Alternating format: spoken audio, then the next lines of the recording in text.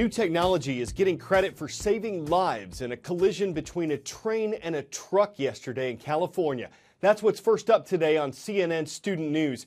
This happened between Oxnard and Camarillo, California. The truck driver reportedly told investigators that he mistook the train tracks for a highway and got stuck driving on them. He got out before the train hit. A spokesman for the train company Metrolink says the collision could not have been avoided from a rail standpoint. At least 28 people were sent to hospitals with injuries, but officials say it could have been worse. The train was equipped with something called collision energy management technology. It causes crash energy to expand outward instead of inward, keeping the train cars from crumpling. The train also has special windows that allowed rescuers to access passengers. Yesterday, President Obama vetoed legislation that would have given the green light to the Keystone XL pipeline. The bill had passed the Republican-controlled House and Senate earlier this month. Supporters say the Keystone XL pipeline will create jobs. Opponents say its possible environmental risks aren't worth it. The White House opposed the bill because it would have bypassed the president's authority to approve or deny construction of the pipeline. It's been under review since it was first proposed more than 6 years ago. Time for the shout-out. Who's the leader of the U.S. Federal Reserve, the country's central bank? If you think you know it, shout it out. Is it Janet Yellen, Ben Bernanke, Mary Barra, or Warren Buffett? You've got 3 seconds. Go. Last year, Janet Yellen became the first woman ever to chair the U.S. Federal Reserve. That's your answer, and that's your shout-out.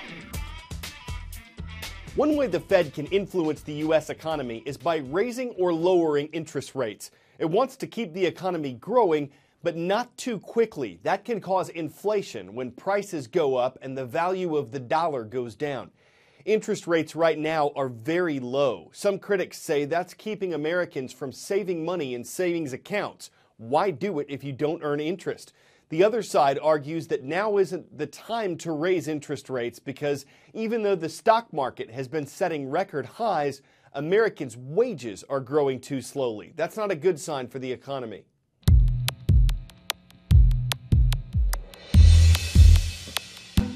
%2.2%. That's the growth in wages in January compared with last year. Just 2.2%. Meager, paltry, blah. It's one of the numbers on Janet Yellen's dashboard of about a dozen indicators helping her decide when the U.S. economy will be able to withstand an interest rate hike.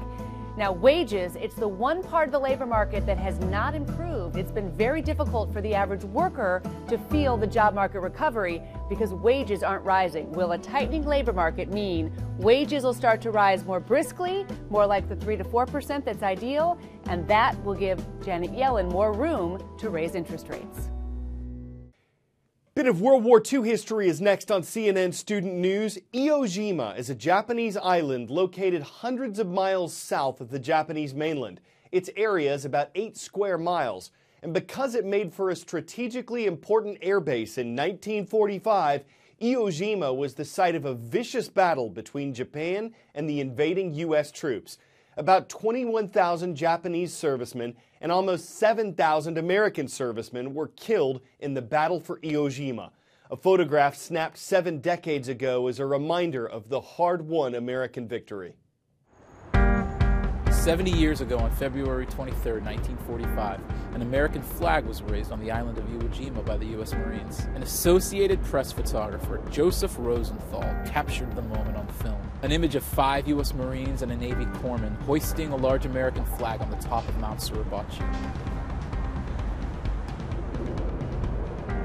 The photo would remain an iconic reminder of perseverance during World War II. The image eventually became the U.S. Marine Corps War Memorial, right outside of the nation's capital. It was dedicated by Dwight D. Eisenhower, the 34th President of the United States. The 32-foot-tall bronze figures raise a 60-foot-tall flagpole overlooking Washington, D.C. Uncommon valor was a common virtue as inscribed on the monument. It serves as a reminder from these brothers-at-arms that bravery was a common trait. On yesterday's transcript page at CNNStudentNews.com, we received more than 1,000 requests for a mention on our roll call. Here are 3 of them. Anoka Middle School for the Arts is in Anoka, Minnesota. The Cyclones have our heads spinning. Morrill Junior Senior High School is in Morrill, Nebraska. The Lions are roarsome. And Rincon High School is in Tucson, Arizona. The Rangers are at home on the range.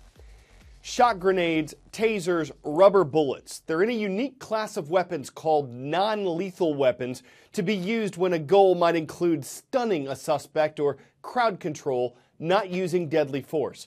The U.S. military has quietly added heat ray to this unique group. The Pentagon has a heat ray. It's invisible. It's silent. It's real. But it's not deadly.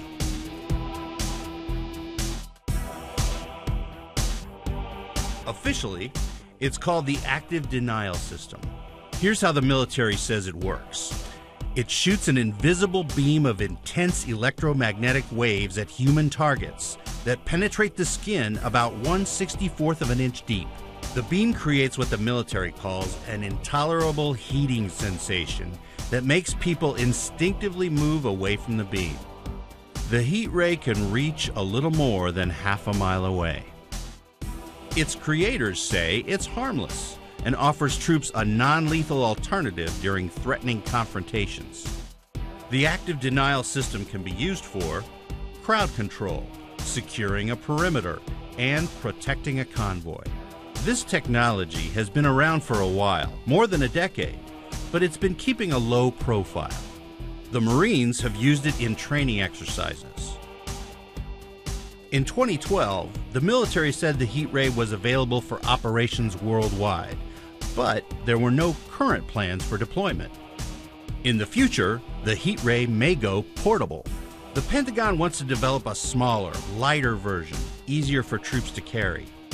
Wider use of unconventional ideas like the heat ray may lead to more new weapons that protect troops without hurting civilians.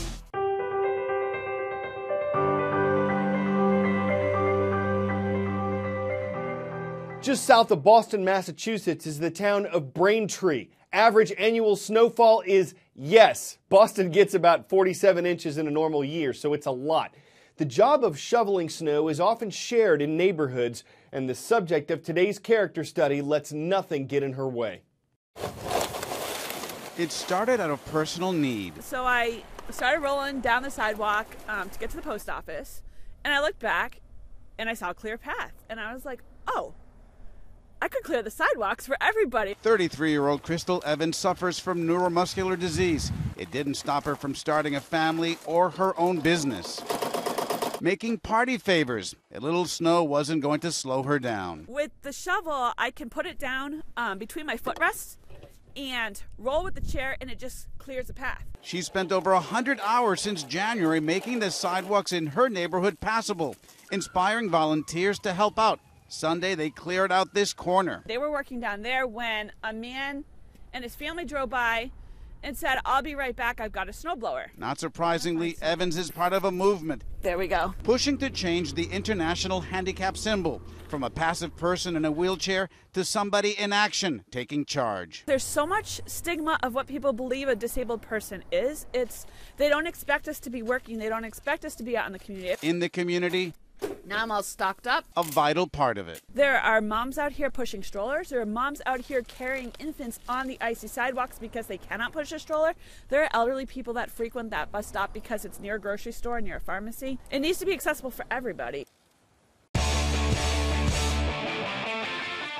Number of companies try to encourage creativity among employees. A British design company wants them to have a ball. It's filled an entire office with them. 81,000 white balls to help employees think of the office as more of a low-pressure playground. They say they're more productive, refreshed, and generally playful after spending some time in here. It certainly seems like it could be good for business, assuming you want your workers to have a well-rounded approach. Despite rolling all over the place, they seem to be pretty grounded. It's great for rounds of brainstorming, making the daily rounds, rounding out a workday, and it brings today's show full circle. We'll be around again tomorrow. Hope you'll circle back with us then.